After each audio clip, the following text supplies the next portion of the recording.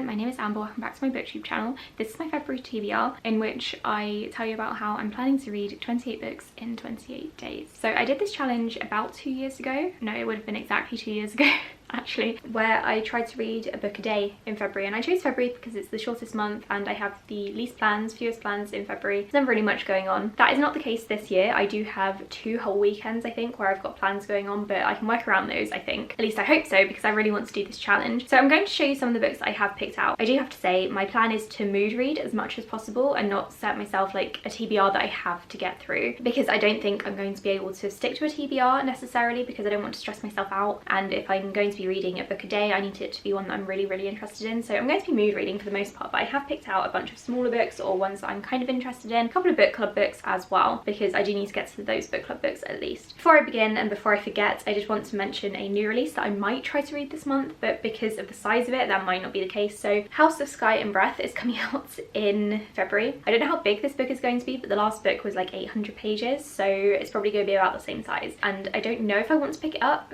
in February. It's coming out on the 15th. I haven't pre-ordered it or anything. I'm just going to see what the mood, if the mood takes me, if I do decide to pick it up. So that might be on the cards towards the end of the month. If not, I'm going to be reading that in March. So there's that, and I think that's the only new release that I'm going to be reading in February, at least apart from my review copies, which I'm not going to talk about right now just because I have way too many. I might talk about those at the end depending on how long this video turns out to be, because I've got like 20 books to talk about. Okay, so first of all, I'm going to hopefully read Malice, and I know I said I was going to pick out short books, or at least I was supposed to say that. I don't know if I did.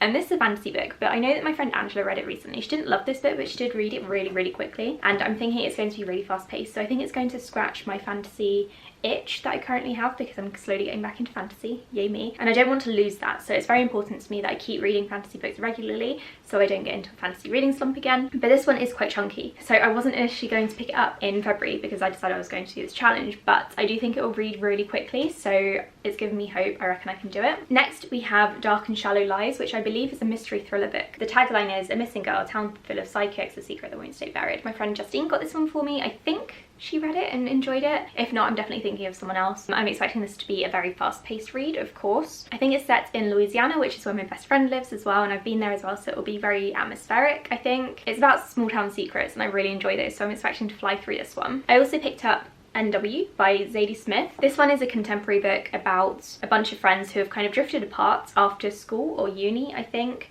I think they grew up around the same area in the same neighbourhood, and then they come back together and we talk about, or we figure out how their lives are different or the same. For my Space Sirens book club pick, we are going to be reading Ancillary Justice. This is a sci-fi book about a sentient spaceship. I have heard that it's very similar, or it's got similar vibes to Nine Fox Gambit, which I didn't enjoy. I didn't like that book at all. So I'm a bit nervous about this one, but I'm going in with an open mind because I think I might enjoy it. I've heard really good things about Anne Lecky's writing. It says here that it's thrilling, mind-blowing, engaging, graceful. So I'm looking forward to giving it a go, and hopefully I'm going to love it. I'm also going to be reading, not the whole thing, but I'm going to be reading Edge Dancer from Arcanum Unbounded, which is a bind-up of a bunch of Brandon Sanderson short stories or graphic novels. Edge Dancer is the book, the novella that you need to read between Words of Radiance and Oathbringer. So I'm prepping for my big read of Oathbringer. I'm just trying to see how long Edge Dancer is. It doesn't seem to be very long actually by like Brandon Sanderson standards. I know that his novellas keep getting longer and longer each time. About 130-ish pages, which isn't too bad at all. So I'm going to fly through that one, hopefully stay in the fantasy mood, and then read Oathbringer in March. Next we have a bunch of books that I'm actually already in the middle of, and I don't think this is cheating because I've really not read very much of each book. I've read like 10, maybe 20 pages, so I think it counts as finishing the entire book in 1 month. First of all, we have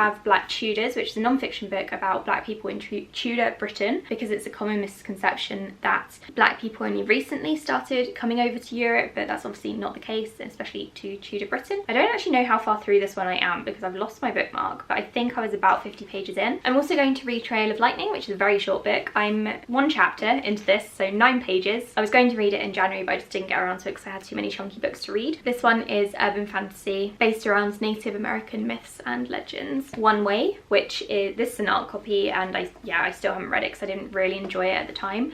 I think I've read 70 pages of this one, so I've still got the majority to go. I wasn't enjoying it. It's a sci-fi book, adult sci-fi, about a bunch of prisoners, I think, who get sent to Mars. 70 pages in, I still don't really know. I might DNF it if I'm still not enjoying it, or I might just finish it for the sake of it.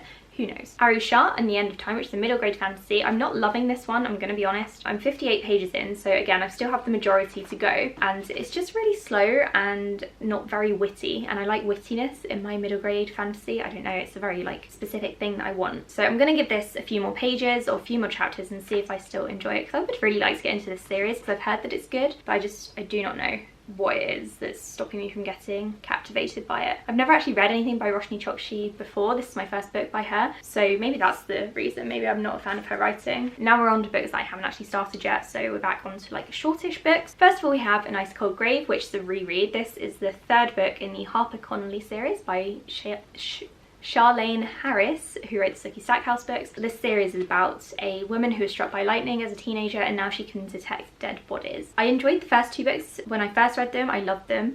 I think I remember loving this one as well, but then upon my reread, which I've started I think in December last year, I only gave them 3.5 and 3 stars, I think, so not great. I don't think they've aged very well, but I'm looking forward to reading this one and then finally finishing off the series, because I haven't done that yet and it's really bad for me. I've also chosen to read Know My Name by Chanel Miller. So this one is a non-fiction memoir sort of thing about Chanel Miller's experience. She was wanting to tell her story because she was the victim and survivor of Brock Turner, who raped her. I think this happened in 2016 and everyone knew his name and were listening to his side of the story, I think, and now this is her chance to tell hers. I do also have the audiobook for this one, but my friend Carrie bought me this physical copy, which I'm so grateful for. She told me to let her know if I enjoy this one so I can recommend it to her. So I might read this one as an audiobook because I'm going back into the office in February. Not that I really want to. And so I will be commuting again, so that'll be a good chance to read that. Kind of out of the blue here, I'm going to be reading Haunting Violet. So I was actually going to unhaul this one. I do have an unhaul video coming up next week, by the way, stay tuned for that. I was going to unhaul this one, but then I started reading some reviews and a lot of them are very positive, which was surprising. So this is one of my kind of booktube history books that I'm hoping to read. I've just finished reading the books for my first video, which is going up in a couple of weeks, and this will be first book of my second video that I'm going to do, which should go up in March. So this one is YA paranormal about a girl called Violet who doesn't believe in ghosts, but they believe in her. I wasn't too sure about this one. Like I said, I don't think it's something I'm going to love, but then the reviews are very positive and they make it sound like it's something I'm going to really like, so I've kept it and I'm going to give it a go. I've got a couple of library books that I want to read before taking them back to the library. First is Magpie, which I spoke about in my recent book haul video. This one seems to be kind of a thriller contemporary literary thing. The couple in the book gets a lodger and the lodger is a bit of a weirdo, I think, and seems to fancy the husband, not too sure. And then You and Me on Vacation, which I want to read to cheer me up and get me in the mood for summer because the weather is miserable here, obviously because it's nearly February, and I'm hoping this one's going to be a warm fuzzy romance book. And then I also picked out the shortest books on my TBR, not including my graphic novels, which I will dip into if I want or need to. These are all ones that I've been meaning to read for ages and it's a good chance to get them off my TBR, and they're all ones that I'm really interested in at the moment. So the first one is The Devil All the Time, which my partner's dad bought for me, I think for my birthday. So this one I saw the film of, which I don't normally do. I don't normally watch the film first, but I did because Tom Holland is in it. But it turned out to be a really good film and I loved it, so I bought the book immediately put it on my wish list. I'm looking forward to reading this one. It's kind of a historical thriller murder mystery with a creepy preacher and then a serial killer as well. It's very complicated, but I really enjoyed it. The film, at least. I haven't read the book yet, obviously. Then there's also Bloody Valentine, which is a non-fiction book about a woman who was killed in Cardiff, Wales. She was murdered on Valentine's Day and then 3 black men were wrongly convicted of the murder, and this caused obviously an uproar, and I think the author is talking about racism and police corruption, which is still very relevant nowadays. I think this murder happened in 1988 and this book was published a few years later, so this is a book from the 90s and it's still relevant to today, so that's quite scary. Then I have Moon of the Crusted Snow, which is a post-apocalyptic book. My cat is climbing my bookcase. I don't want to turn my camera around right now, but oh my god. Yeah, so I don't really know much about this one. I just know that the author is First Nations Canadian and it's post-apocalyptic, and I love this cover. It's honestly beautiful. I love it. And then finally, the last book, physical book I have here is Pines by Blake Crouch. This one is a small town thriller murder mystery sort of thing, I think, and I've read some of his sci-fi before and really enjoyed it, so I'm looking forward to reading this and getting into this series. So those are all of the physical books that I'm hoping to read. I also have some e-copies that I also want or need to read. I've got, for example, Gallant by Victoria Schwab. I've got The Paris Apartment that I do need to read. I've got a couple of thrillers that I need to finish off, which I won't mention right now in case I've managed to finish them before the end of January, because I'm recording this a couple of days in advance. What else do I have? I'm sure I have more. I'm going to put a couple of covers here so you can see. These are my options. I probably won't get to all of them, but maybe I'll be in the mood for them, and so I'll pick them up. So it's a very ambitious TBR, and I won't be upset if I don't get to 28 books, but I would really like to try my best. Like I said, I do have 2 weekends where I have plans. One friend is staying over in mid-February just for a night, so I can work around that. And then we're going up to see some friends in their new house the week after. So that weekend will take a little bit more out of me, but those 2 plans are happening towards the end. So hopefully with my kind of beginning of the month buzz, I should be able to make good progress early on. But like I said, I won't be upset if I don't get to 28 books. It's just going to be a really fun challenge for me to try again with, particularly because I don't have many plans coming up in February, and it should be a good month